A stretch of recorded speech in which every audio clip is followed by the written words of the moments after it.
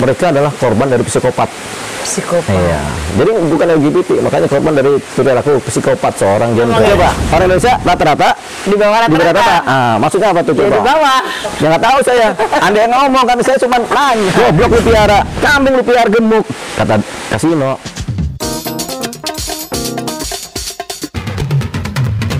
Oke, balik lagi di YouTube channelnya Kamel. Nah, di sini tuh ada fansnya anak muda, Bang, dan seluruh rakyat Indonesia kayaknya, Bang. Dan kita ketemu sama Bang Deolipa Yumara. Apa kabar nih, Bang? Sehat. Sehat ya, Bang? Sehat, kurang sehat. Agak batuk dikit doang batuknya. Oh, dikit batuk, tapi batuk. Karena banyak nyanyian Deolipa atau karena apa nih, Bang? Bukan, nggak tidur. Nggak tidur ya? Malam itu keliling-keliling Jakarta. Pulang jam 2. Habis ngewain. Di mana? Di atas BNI. Aduh. Bang, Apa? kami lihat berita terbaru untuk pelukan mau teletabisan Sama siapa? sama Pak Agus. Oh, kemarin? Udah belum? Belum ya. Besok Senin. Jadi kita ngundang Pak Agus ini dan semua wartawan Indonesia kalau mau datang di acara konser Deolipa Project. Tapi di hotel, kan di hotel itu kan ada izinnya. Hotel yang bikin izinnya, kemudian ya juga nggak banyak sih konser Deolipa Project. Ini kapan mau ditayangin? Harus sekarang dong. Sekarang ya. Supaya besok ada acaranya gitu. Sekalian biar kita kirim langsung ke Riau ya. Iya, kita kirim. Ini Deolipa Project ini lagunya banyak. Judulnya adalah Nyanyian Penyatu Negeri. Penyelenggaranya adalah Forum Wartawan Polda Metro Jaya dan Deolipa Project. Jadi kenapa buat penyelenggaranya Forum Wartawan Polda Metro Jaya? Karena aku hampir 15-20 tahun tuh aku adalah pengacara mereka, pengacara wartawan. Jadi ilmu wartawan itu mau nggak mau aku pelajari dan aku dapat dari mereka. Ada wartawan terkenal tuh yang namanya Pak Naik Mangaribuan. Oke. Nah, terus ada wartawan yang sekarang dia dulu yang menjabat sebelumnya sebagai ketua. Minum dulu. Ya ampun, Bang, bener-bener nih. Yang kedua namanya Faruk. Faruk inilah nanti yang akan sebagai komandan di acara Deolipa Project hari Senin jam 2 siang di Bidakara tuh Pancoran, Jakarta Selatan. Udah pernah ke Pancoran belum? Pernah lah, Bang. Jakarta Selatan? Iya. Kapan? Lu sering lihat itu. Kan gitu patungnya. Apa mau Abang lupa patungnya? Setelah Abang nampil. Nggak ada kemana sih, ke sana sih ya? Nggak ada ya, ke sana lah, Bang, ke Cibubur. Kemana ya? Ada kemana? Ngadep ke Tebet. Patungnya itu, patung Pancoran itu, dia ngadapnya ke arah utara. Utara itu simbol kemakmuran. Yes. Jadi sayangnya dia telanjang sih patungnya. Dia ngadap ke utara, tapi di atas apa namanya nih? Ya itu podiumnya ya, apa ya, batu-batu itu. Nah, batu-batu itu. Di utara. Nah, ngadep ke sana. Nggak tahu ngadep ke Kalimantan Utara, apa Sumatera Utara, apa Sulawesi Utara, kita nggak tahu kan. Nah, tapi yang bikin patung ini juga kita nggak tahu siapa nih. Udah lama sih. Jadi waktu patung Pancoran itu dibangun, itu jalan ini belum ada, jalan ono belum ada, masih tanah luas. Coba deh dia tahun 1990-an. Iya benar, hanya patungnya aja ya. Patung baru dibangun. Yang dulu kan Pak Karno kalau nggak salah itu ya. Iya betul. Presiden itu yang pertama. Tahu nggak? Tahu lah, Pak. Emang umurnya berapa sih, siapa Kamel? Saya? Ya. Umur 36. 36. Bang. Udah. Apa tuh? Takut nggak sih, Bang? Dengan nyanyian Abang ini. Orang-orang aja ya, ibaratnya ini kan melawan siapa? Orang nyanyi bebas dong. Itu sih yang lagi bermasalah kan, mereka kuat dengan nama tuh Rambo dan Ra gitu deh, Bang. Oh, namanya orang ngamen ya harus berani. Itu kalau di jalanan kita ngamen kan berani, itu di depan rumah. Datang ke rumah, Bu, Pak, permisi Pak, Bu. Ceng di depan rumah, cepet. Dulu zaman dulu sekarang 1000, ceng 1000 gitu. Ke warteg juga ceng nyanyi dong, namanya kan gitu. Begini nasib jadi pengamen, 1000, udah 2000. Datang lagi ke rumah satu orang lagi nih, orang kaya nih kan. Dor. Bu, numpang ngamen, Bu. Ceng. Dikasih apa coba? Suara anjing.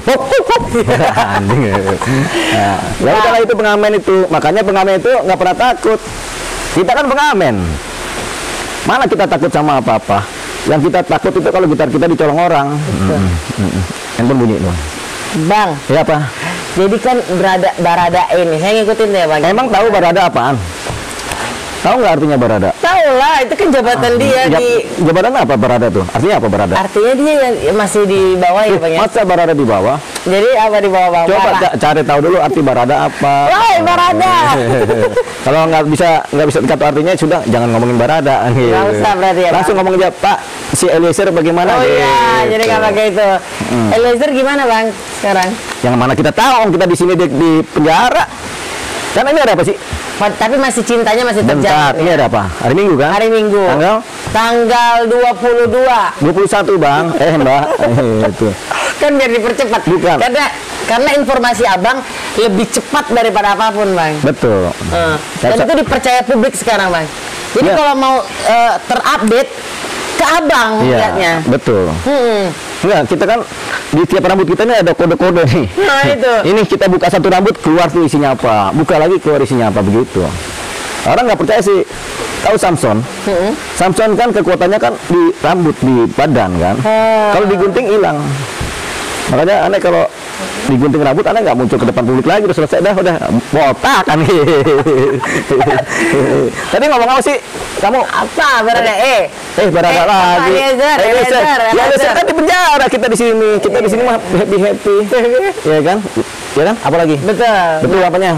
Ya maksudnya harapan abang lah buat dia. Mana kita punya harapan orang kita? Punya. Harapan kita tuh supaya kita tiap hari santai, terus ngeliatin binatang, ngeliatin bunga. Harapan kita begitu.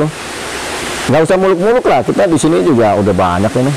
Karena saya lihat abang bekerja luar biasa banget dengan segala. Enggak, itu kita biasa aja. Biasa aja. Bang? Orang aja yang nggak terbiasa dengan melihat pekerjaan kita, padahal pekerjaan biasa ini. Saya ratusan sampai ribuan perkara juga saya kerjakan biasa aja. Nggak mikir saya.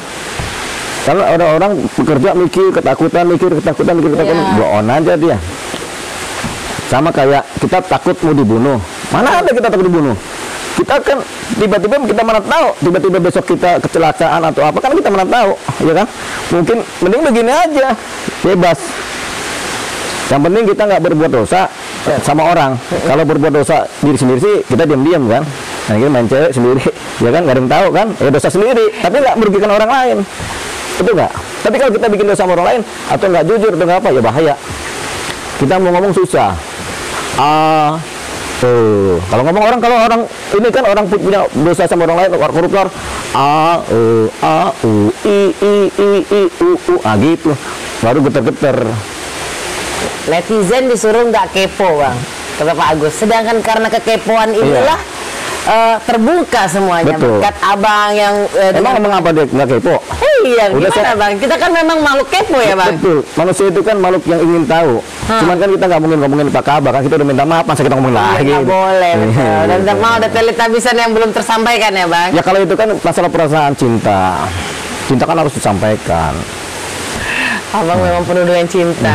Jadi ini fans terbarunya setelah yang muncullah Abang Deo Lipa dengan konsep pengacara yang baru. Dengan membuka kasus ini akhirnya kita tercerahkan ya orang Indonesia. Iya dong, orang Indonesia tuh rata-rata di bawah rata-rata. Orang Indonesia rata-rata di bawah rata-rata. Artinya apa tuh?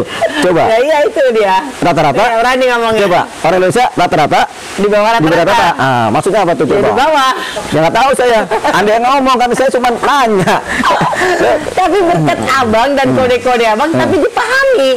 Bisa dipahamin? Bisa berarti dipahami. Berarti di atas rata-rata tuh orang Indonesia. Jadi kita kasih tahu kepada masyarakat Indonesia, orang Indonesia itu sebenarnya di atas rata-rata.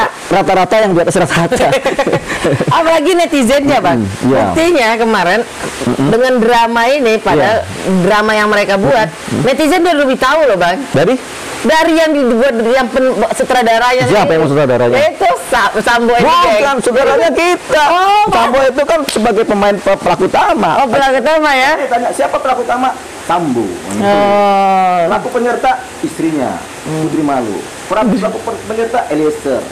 Pelaku penyerta juga Ricky. Pelaku penyerta juga Kuat. Ya kan, saksi-saksi Susi, asisten rumah tangga.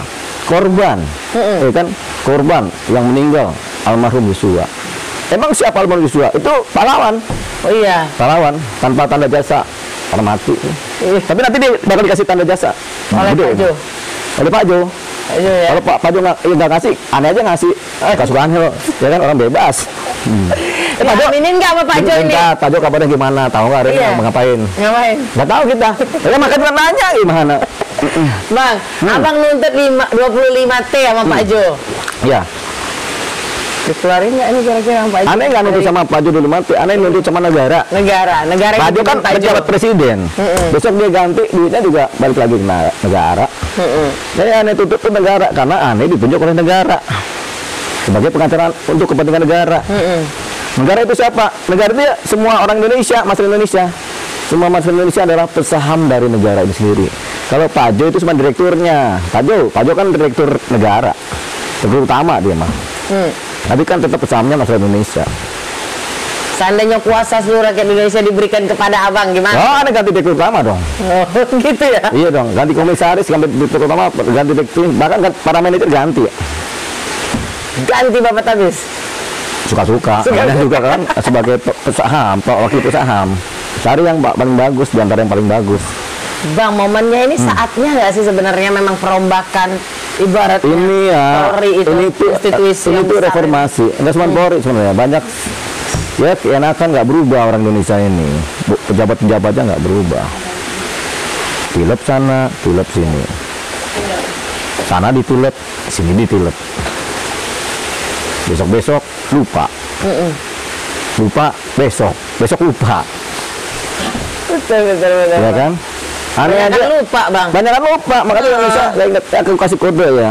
Kode apa lagi, Bang? Ramalan Mbak Yu. Ramalan Mbak Yu di menit 15.20. Oke. Ramalan Mbak Yu full ya, yang terakhir 15.20. Pertanyaan dari netizen. Dia mau baca nih, Bang. Ada pertanyaan banyak banget nih dari netizen, Bang. Iya. Tadi kan abang ngirim di YouTube link permintaan maaf ya, yang Iya. tadi. Ah. Nah itu ada komen-komen di YouTube-nya itu katanya di situ ada salah satu netizen bilang, ini Bang Dew ini mau membersihkan diri nih, dia jadi meminta maaf, ayo dong Bang maju lagi untuk Iya. Iya. untuk mendampingi kasus ini Bang. Apa Abang ada tekanan dari orang yang lain nih untuk tiba-tiba Abang minta maaf seperti ini, gimana nih Bang tanggapan Abang sendiri? Begini, kita ini pengacara, kita tetap menjalankan pekerjaan kita sebagai pengacara. Kalau ada hal yang sifatnya cacat formal, cacat material, ya kita jalankan sebagai pengacara. Artinya kita tetap bekerja sebagai pengacara, kita menjalankan. Sepanjang itu cacat ya, kalau udah sempurna sih nggak perlu kita berhenti jadi pengacara. Tapi kalau ini kasih cacat kita kerjakan terus. Artinya kita tetap mempertahankan posisi hukum kita. Kita lagi tidak melihat si Barada Eliezer, tidak melihat siapa, tapi kita pertahankan posisi hukum kita. Itulah pengacara yang benar. Nggak dibayar pun nggak apa-apa, ya kan? Yang penting kita mempertahankan posisi hukum kita. Kebenaran itu harus dipertahankan, ya kan? Bukan duit yang dipertahankan, duit juga besok habis. Kita duit kemarin ada 5 juta, kemarin nongkrong di wine, habis itu biasa aja. Sekarang udah nggak punya duit, makanya ini aja kita minum nih. Tuh. Ya. Kenapa? Tapi berarti nggak ada tekanan ya Bang dari Nggak ada. mungkin yang dibilang netizen Nggak ada. atasan Abang atau apa? Nggak ada. Orang kita selalu menekan kok. Kan kita cowok, ya kan? Dia cowok, bukan. Cuma kadang-kadang kita kalau di bawah ditekan aja. Bang, kata konten Apa? dewasa. Konten dewasa itu apa? Orang kan kepo semua Siapa yang bilang jadinya. konten dewasa? Ya itulah. Ya tanya aja sama itu konten dewasa. Kita nggak ngerti begitu-begitu. Orang kita nggak pernah ngomong begituan. Terus apa bilang yang itu tadi? Apa tuh? Ya, ada di kontennya sih itu saya lihat, Bang. Siapa? Siapa tuh? Artis itu? Abang bilang salah satu portal berita menyebutkan LGBT. kalau ini ada motif LGBT. Bukan LGBT, kita bilang adalah biseksual. Iya. Biseksual itu motifnya bukan biseksual. Biseksual itu adalah sarana pencetus. Persoalan pencetusnya biseksual. Karena dia biseksual sehingga pikirannya itu sangat demikian posesif ya, kompulsif, kemudian bisa ngarah ke psikopatik. Otaknya dia bisa panik, tiba-tiba mentalnya kena, bisa nangis, bisa marah, itu yang membuat emosional sekali, sehingga dia timbul perilaku yang berbahaya, kejam perilakunya. Psikopat kan kejam. Terus Bang, gimana sih? Soal apa? Kan aku lihat tuh abang bilang, bukan aku nggak lihat abang bilang ya, cuman LGBT tanda tanya gitu Iya. kan kode. Kan di situ udah Bener diterangin tuh. Jadi Yosua itu maupun Eliezer itu orang-orang baik dan mereka bukanlah orang-orang LGBT. Mereka sudah di ini oleh negara waktu ini namanya LGBT dan mereka juga kan sudah kita analisa bukan juga LGBT. Mereka adalah korban dari psikopat. Psikopat. Iya. Jadi bukan LGBT, makanya korban dari perilaku psikopat seorang jenderal. Kita nggak tahu jenderal ini waktu muda gimana bisa lolos. Kenapa bisa lolos? Iya. Ya karena bapaknya jenderal, lolos dia. Oh. Cek aja Jenderal Sambu. Punya anak Sambu. Lolos lah. Jadi dari tes kejiwaan. Itu kita buka. Kesalahannya di situ. Karena bapaknya jenderal, anaknya masuk polisi. Cek Jenderal Sambu pensiunan. Oh. Ya kan? Iya. Ya itu dibukalah ke netizen bahwasanya karena bapaknya jenderal, anaknya bisa masuk polisi. Ya, padahal anaknya punya kejiwaan psikopatik, biseksual, nggak diteliti oleh psikolog. Itu psikolognya bukan dari itu kan rata-rata yang ini nggak tahu psikolog zaman dulu ada psikolog apa enggak. Dia kan angkatan berapa tuh? 94. Tahun 94 itu belum banyak psikolog. Karena aku juga masih kuliah kan, menjadi psikolog. Jadi memang KKN tuh ini imbas dari KKN. Iya, imbas dari kerusakan masa lalu. Iya. Makanya kita harus reformasi polisi, termasuk penelitian asesmen terhadap orang berkarakter mana nggak boleh masuk. Jangan banci aja nggak boleh masuk polisi. Emang ada banci masuk polisi? Ada nggak? Transgender? Harusnya nggak ada. Ya itu kan. Ini kelolos. Lolos. Makanya yang baju merah jangan sampai lepas. Don, kok lepas Don? Mana gue tahu kan gitu, ya kan? Goblok lu piara, kambing lu piara gemuk, kata Kasino.